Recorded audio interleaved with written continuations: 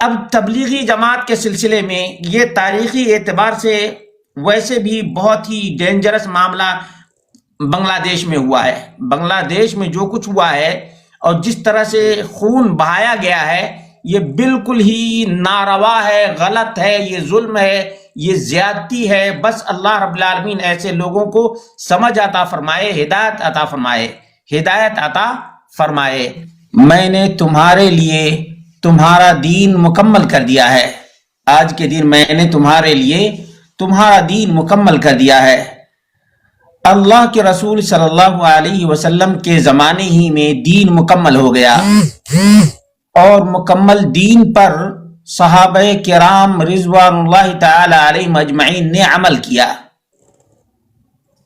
اور رہتی دنیا تک کے لیے اللہ کے رسول صلی اللہ علیہ وسلم نے ہدایت کی دو ہی چیزیں چھوڑی: ترکت فیکم امرین لن تضلوا ما ان تمسکتم بہما کتاب اللہ و سنت رسولہ. یہ مستدرک حاکم اور بیہقی وغیرہ کی روایت ہے، اور موطا امام مالک میں مرسلن یہ روایت ہے. معلوم یہ ہوا کہ اللہ کے رسول صلی اللہ علیہ وسلم تو اس دنیا سے چلے گئے، اس دنیا سے چلے گئے، دنیا میں آج موجود نہیں ہیں. اب جو ہدایت کی چیزیں ہیں وہ موجود ہیں، ہدایت کی چیزیں موجود ہیں. جو بھی ہدایت پانا چاہتا ہے، اللہ کو راضی کرنا چاہتا ہے، اللہ رب العالمین کی جنت کا مستحق بننا چاہتا ہے اور جہنم سے نجات پانا چاہتا ہے، اس کے لیے بس یہ قرآن اور سنت راستہ ہے. قرآن اور سنت ہی راستہ ہے، یاد رکھیں. اب تبلیغی جماعت ہو یا کوئی اور جماعت ہو، بہرحال ہمارے سامنے ایک ٹیسٹون ہے. کیا ہے؟ ٹیسٹون ہے. جیسے آپ کسی سونار کے پاس جاتے ہیں، جوہری کے پاس جاتے ہیں، تو وہ آپ کے پیتل کو کیسے چیک کرتا ہے؟ ٹیسٹون کے ذریعے سے. ٹیسٹون کے ذریعے سے وہ چیک کرتا ہے. ہم کسی بھی جماعت کے بارے میں کیسے پتا کریں کہ یہ جماعت حق ہے یا باطل ہے؟ ہمارے سامنے قرآن کریم ہے. ہمارے سامنے کیا ہے؟ قرآن کریم ہے. قرآن کریم اور محمد رسول اللہ صلی اللہ علیہ وسلم کے فرامین ہمارے لیے ٹیسٹون ہیں. اور قرآن و سنت کو سمجھنے کا ذریعہ ہمارے پاس صحابہ کا فہم ہے. صحابہ کا فہم ہے، یہ یاد رکھیں. یہ تین بنیادی چیزیں ہیں. اللہ رب العالمین نے جہاں فرمایا وَمَن يُشَاقِقِ الرَّسُولَ مِن بَعْدِ مَا تَبَيَّنَ لَهُ الْهُدَى وَيَتَّبِعْ غَيْرَ سَبِيلِ الْمُؤْمِنِينَ نُوَلِّهِ مَا تَوَلَّى وَنُصْلِهِ جَهَنَّمَ وَسَاءَتْ مَصِيرًا. یہ اللہ رب العالمین کا فرمان ہے اور سورۃ النساء کے اندر موجود ہے. سورۃ النساء کے اندر موجود ہے کہ اللہ کے رسول صلی اللہ علیہ وسلم کی راہ اور آپ کی سنت کو، آپ کے طریقے کو جو چھوڑے گا اور سبیل المومنین سے جو الگ ہوگا، اس کا انجام بھی بہت ہی برا ہوگا. اس کا انجام بھی بہت ہی برا ہوگا. اس کا ٹھکانہ جہنم ہے. اس کا ٹھکانہ کیا ہے؟ جہنم ہے. دیکھ لیجئے آپ لوگوں کے سامنے یہ قرآن کریم کی آیت ہے. یہ 5واں پارہ ہے اور آیت نمبر 115 ہے. آیت نمبر 115 یعنی 5واں پارہ سورۃ النساء آیت نمبر 115. اس میں اللہ رب العالمین نے فرمایا جو بھی ہدایت اور سنت واضح ہو جانے کے باوجود اللہ کے رسول صلی اللہ علیہ وسلم کی مخالفت کرے گا اور مومنوں کی راہ کو چھوڑ کر غیر مومنوں کی راہ کو اپنائے گا، نولی ما تولا، تو اس کو ادھر ہی ہم جانے دیں گے جدھر وہ گیا ہے، ونصلہ جہنم، اور اس کو ہم جہنم میں ڈال دیں گے، وساءت مصیرا، اور یہ بدترین ٹھکانہ ہے. یہ بدترین ٹھکانہ ہے، یہ یاد رکھیے گا. صحابہ منہج اور معیار ہیں، پیمانہ ہیں. صحابہ میزان ہے, تولنے کا طریقہ ہے. ہمارے سامنے کسی بھی جماعت کو یا کسی بھی شخص کو پہچاننے کا طریقہ کیا ہے کہ وہ قرآن کے مطابق ہے یا نہیں. نمبر 2, سنت کے مطابق ہے یا نہیں. نمبر 3, صحابہ کے فہم کے مطابق اس نے سمجھا ہے یا نہیں سمجھا ہے, یا اپنی منمانی کی ہے, اپنی خواہشات کی پوجا کی ہے, اپنے خواہشات کی پرستش کی ہے, خواہشات کی بنیاد پر یہ کام انجام دے رہا ہے. تو یہ ٹیسٹیمونیل ہمارے سامنے ہے, سرٹیفکیٹ ہے 3 چیزوں کے لیے. اب تبلیغی جماعت کے سلسلے میں یہ تاریخی اعتبار سے ویسے بھی بہت ہی ڈینجرس معاملہ بنگلہ دیش میں ہوا ہے. بنگلہ دیش میں جو کچھ ہوا ہے اور جس طرح سے خون بہایا گیا ہے یہ بالکل ہی ناروا ہے, غلط ہے, یہ ظلم ہے, یہ زیادتی ہے. بس اللہ رب العالمین ایسے لوگوں کو سمجھ عطا فرمائے, ہدایت عطا فرمائے, ہدایت عطا فرمائے. عزیز دوستوں اور ساتھیوں, تبلیغی جماعت اصل میں الیاس صاحب کی کوششوں کا نتیجہ ہے. محمد الیاس صاحب کی کوششوں کا نتیجہ ہے. انہوں نے اس جماعت کی بنیاد رکھی اور یہ جماعت نئی جماعت ہے, کوئی بہت پرانی جماعت نہیں ہے, کوئی بہت پرانی جماعت نہیں ہے. 80-90 سال اس کی عمر ہے. اب اس جماعت کا منشور کیا ہے, اس جماعت کے عقائد کیا ہیں؟ عقیدے میں یہ لوگ ماتوریدی ہیں اور اشعری ہیں. عقیدے میں کیا ہیں؟ ماتوریدی, اشعری. اور فروعی مسائل میں اپنے آپ کو یہ حنفی کہتے ہیں. فروعی مسائل میں یہ اپنے آپ کو حنفی کہتے ہیں. حقیقت تو یہ ہے کہ کل میں نے واضح کیا تھا کہ یہ لوگ منمانی کرتے ہیں. امام ابو حنیفہ کی بات موزے پر مسح کے سلسلے میں ٹھکرا دیتے ہیں. اسی طرح سے دیگر مسائل میں بھی امام ابو حنیفہ کی بات کو یہ مانتے نہیں ہیں بلکہ منمانی کرتے ہیں. نوٹ کر لیں یہ بات جو میں کہہ رہا ہوں, منمانی کہتے ہیں. اور اسی طرح سے یہ حلالہ وغیرہ کر کے جس طرح سے سماج اور معاشرے کو برباد کر رہے ہیں, اور اسلام کی بدنامی, سب سے بڑی بات یہ ہے کہ اسلام کے بدنامی کے سبب ہے, یہ اسلام کی بدنامی کر رہے ہیں. میڈیا میں جو اتنا ہنگامہ ہوا حلالہ کو لے کر, حالانکہ ہندوؤں کے ہاں نیوگ کا پرتھا یا نیوگ سسٹم بہت ہی بدترین ہے, حیاسوز بھی ہے, لیکن اسی طرح سے جس کو اللہ کے رسول صلی اللہ علیہ وسلم نے لعنتی عمل قرار دیا ہے, اس حلالہ کو ان لوگوں نے رواج دے رکھا ہے. آج بھی حلالہ سینٹر ہیں, 2-3 لاکھ میں ایک رات کا حلالہ ہوتا ہے. یہ افسوس کی بات ہے. تو تبلیغی جماعت اصلاً یہ دیوبندی جماعت سے نکلی ہوئی ہے. آج تو دیوبند کا بھی فتویٰ آ چکا ہے. ان کے جو طریقے ہیں, اب تبلیغی جماعت میں 2 جماعتیں بن چکی ہیں. یہ بھی تاریخ کے حوالے کر رہا ہوں. ایک مرکز اور دوسرا شورا, یہ 2 پارٹی بن چکی ہے تبلیغی جماعت میں.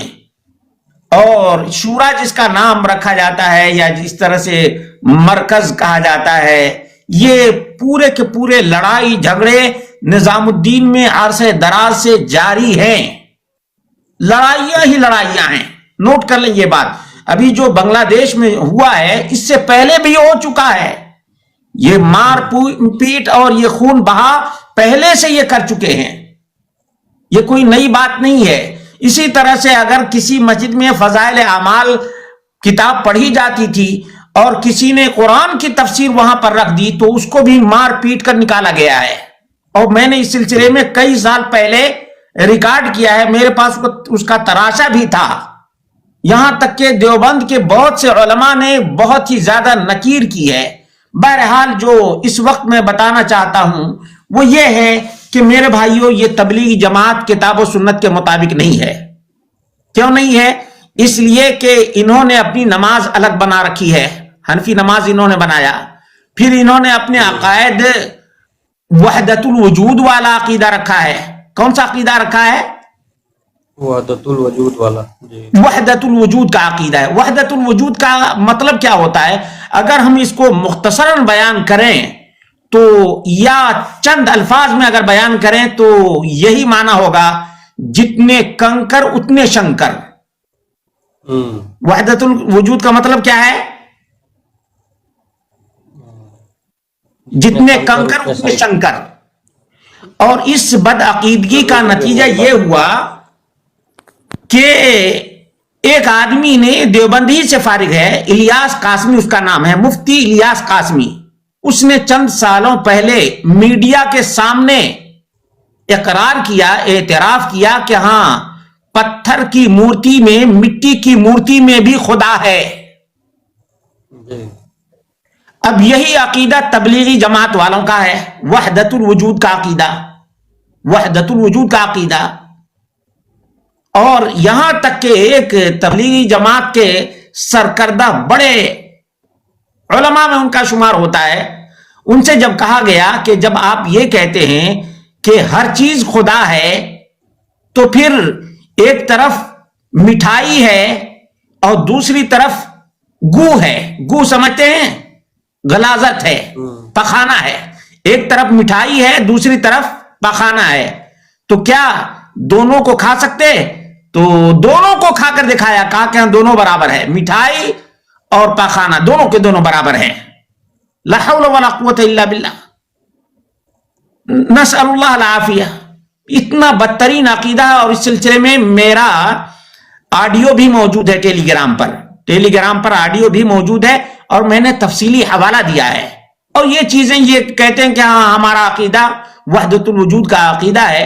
ان کی کتاب ہے خلیل احمد سہارنپوری کی المہند علی المفند، یہ کتاب ہے. اس میں تقریباً 60 علماء کے دستخط ہیں، 60 علماء کے دستخط ہیں.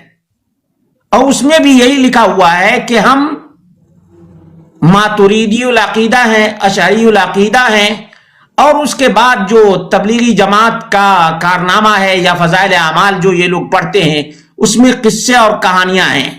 اب ایک قصہ میں سرسری طور پر بتا دیتا ہوں چونکہ وقت کی بھی قلت ہے.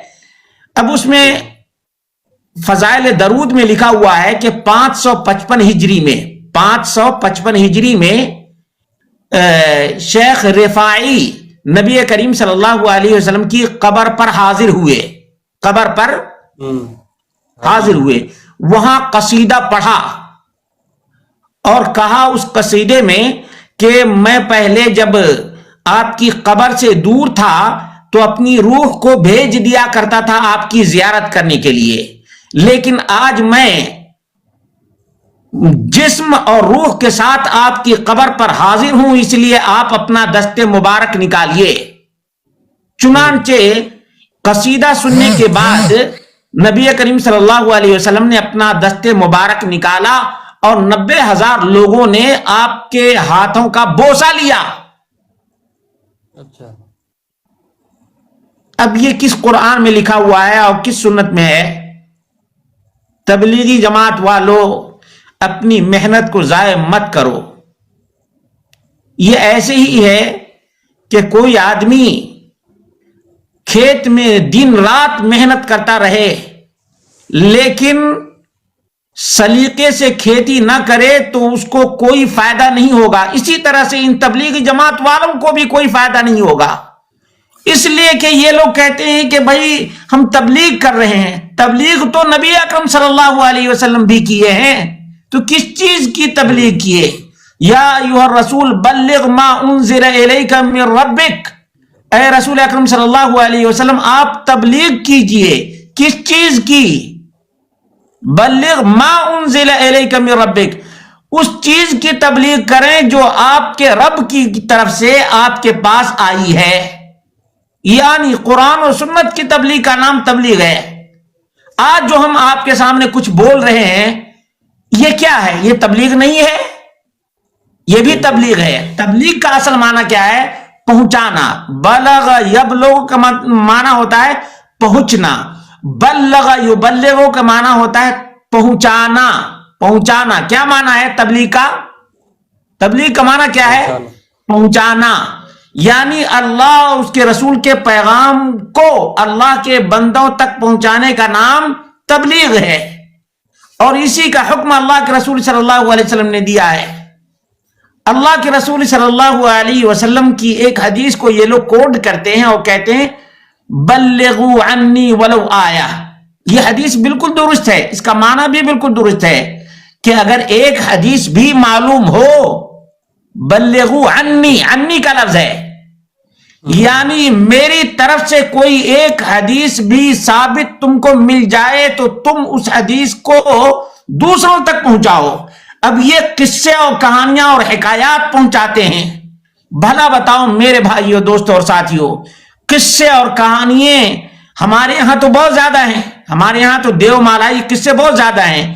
چاہے شنکر کی کہانی لے لیں, وشنو کی کہانی لے لیں, گنیش کی کہانی لیں. اب اتنی کہانیاں ہمارے یہاں بے شمار کہانیاں ہیں, بے شمار کہانیاں ہیں. ہم تو ان کہانیوں سے نجات پانے کے لیے اسلام قبول کیے. اسلام کیوں قبول کیے؟ کہ کہانیوں سے, کتھاؤں سے نجات مل جائے اور اللہ رب العالمین کا پیغام سنیں, اللہ رب العالمین کے پیغام کے مطابق عمل کریں. یہ ہمارا مقصد اصل تھا, یہی تو مقصد تھا نا.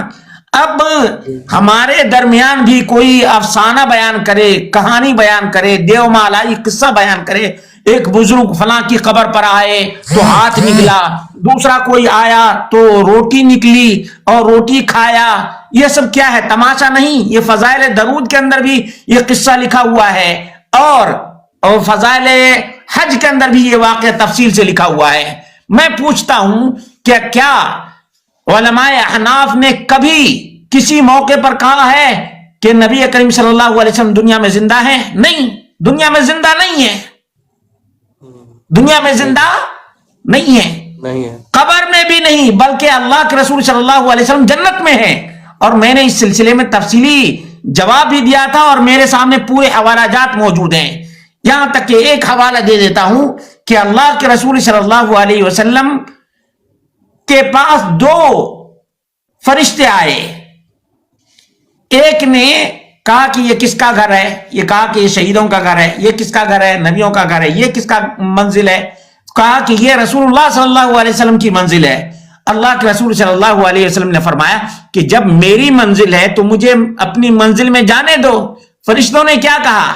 کہا کہ جب آپ کی عمر مکمل ہو جائے گی تب آپ اپنی منزل میں جنت کے اندر چلے جائیں گے, اپنی منزل میں جنت کے اندر چلے جائیں گے. دیکھا, معلوم یہ ہوا کہ اللہ کے رسول صلی اللہ علیہ وسلم دنیا میں زندہ نہیں ہے, ورنہ دفن کرنا حرام اور ناجائز ہوتا. دفن کرنا ناجائز اور حرام ہے. زندے کو دفن کرنا, کسی بھی دنیا کی عدالت میں چلے جائیں, زندہ کو دفن کرنا حرام اور ناجائز ہے, حرام اور ناجائز ہے. اسی لیے اللہ کے رسول صلی اللہ علیہ وسلم جنت میں ہیں. کہاں ہیں؟ جنت میں ہیں. دنیا میں زندہ نہیں ہے, قبر میں بھی زندہ نہیں ہے. قبر میں نہ قصیدہ سنتے ہیں نہ کسی کی بات سنتے ہیں, نہ قصیدہ سنتے ہیں نہ کسی کی بات سنتے ہیں, بلکہ اللہ کے رسول صلی اللہ علیہ وسلم نے اپنے صحابہ سے کہا تھا. معاذ بن جبل رضی اللہ عنہ کو یمن کی طرف بھیجا اور بھیجتے وقت جب الوداعی کلمات کہے تو اللہ کے رسول صلی اللہ علیہ وسلم نے فرمایا کہ ہو سکتا ہے کہ تم جب آؤ گے تو مجھ سے ملاقات نہ کر سکو گے, میری قبر اور میری مسجد ہی کو دیکھ سکو گے. اور میں نے اس سلسلے میں تفصیلی جواب ریکارڈ کیا ہے. اسی طرح سے اللہ کے رسول صلی اللہ علیہ وسلم نے حجۃ الوداع کے موقع پر کہا تھا لعلی لا اراکم بعد عام ھذا, ہو سکتا ہے کہ میں اس سال کے بعد تم لوگوں کو نہ دیکھ سکوں. اللہ کے رسول صلی اللہ علیہ وسلم اگر دنیا میں زندہ ہوتے تو یہ کلمات کیوں کہتے کہ میں تم لوگوں کو نہ دیکھ سکوں گا آئندہ سال؟ یہاں تک کہ اللہ کے رسول صلی اللہ علیہ وسلم نے فرمایا لعلی لا احج بعد عام ھذا, ہو سکتا ہے کہ میں آئندہ سال حج نہ کر سکوں, یہی میرا حج الوداعی حج ہوگا. اللہ اکبر. یہ سب کلمات اللہ کے رسول صلی اللہ علیہ وسلم نے کہے. اب صحابہ کرام رضوان اللہ تعالی علیہم اجمعین سے ملنے کے لیے نہیں آئے, ملاقات نہیں کیے, تو کیا کسی صوفی سے ملاقات کر سکتے ہیں؟ مسلمانوں بتاؤ ذرا سا. اب اس طرح سے ایک فضائل درود کے اندر لکھا ہوا ہے کہ ایک آدمی سفر میں تھا, اپنی ماں کے ساتھ سفر کر رہا تھا. سفر کے دوران اس کی ماں کی طبیعت خراب ہو گئی اور اس کی ماں کی موت واقع ہو گئی، پیٹ بہت سوج گیا اور منہ بالکل ہی کالا ہو گیا۔ اس آدمی نے درود پڑھنا شروع کر دیا، اتنے میں تہامہ کی طرف سے بادل آیا، بادل سے ایک آدمی نکلا اور بادل سے جب نکل کر کے آیا تو اس نے ہاتھ پھیر دیا۔ کیا کر دیا؟ اس آدمی کی ماں کے پیٹ اور چہرے پر ہاتھ پھیر دیا۔ جب ہاتھ پھیر دیا تو اس کی ماں کا چہرہ بالکل ہی پہلے کی طرح ہو گیا اور پیٹ جو سوجا ہوا تھا وہ بھی دب گیا۔ یہ کیا نبی اکرم صلی اللہ علیہ وسلم بادل میں سوار ہو کر آ سکتے ہیں؟ تبلیغی جماعت کی حقیقت ان کی کتابوں کی روشنی میں نے ریکارڈ پہلے بھی کر دیا ہے، اس لیے میں کہتا ہوں اللہ کے بندو قرآن و سنت کو فالو کرو۔ اتبعوا ما انزل الیکم من ربکم ولا تتبعوا من دونہ اولیاء۔ اللہ رب العالمین کی طرف سے جو وحی آئی ہے اس کی پیروی کرنے کا حکم دیا گیا ہے۔ جب بھی ہم قرآن و سنت کی پیروی نہیں کریں گے تو اللہ تبارک و تعالیٰ کے دین سے دور ہو جائیں گے اور خرافات میں مبتلا ہو جائیں گے، بدعات کا شکار ہو جائیں گے۔ اس لیے اللہ کے بندو اللہ کے دین کی طرف آؤ۔ محمد رسول اللہ صلی اللہ علیہ وسلم نے واضح پیغام دیا، ما ترکت شیئا یقربکم الی الجنہ۔ جنت میں لے جانے والی جتنی چیزیں تھیں تمام چیزوں کو میں نے تمہارے سامنے کھول کھول کر بیان کر دیا، اور جہنم میں لے جانے والی جتنی چیزیں تھیں ان تمام سے میں نے تم کو منع کر دیا۔ اتنا واضح پیغام کے باوجود مسلمان گمراہی کا شکار کیوں ہیں؟ کیونکہ نبی اکرم صلی اللہ علیہ وسلم کی نافرمانی کر رہے ہیں۔ نافرمانی، اطیعوا اللہ و اطیعوا الرسول کو چھوڑ دیا، فَإِنْ آمَنُوا بِمِثْلِ مَا آمَنْتُمْ بِهِ فَقَدْ اهْتَدَوْا کو چھوڑ دیا۔ نتیجہ کیا ہے میرے بھائیوں؟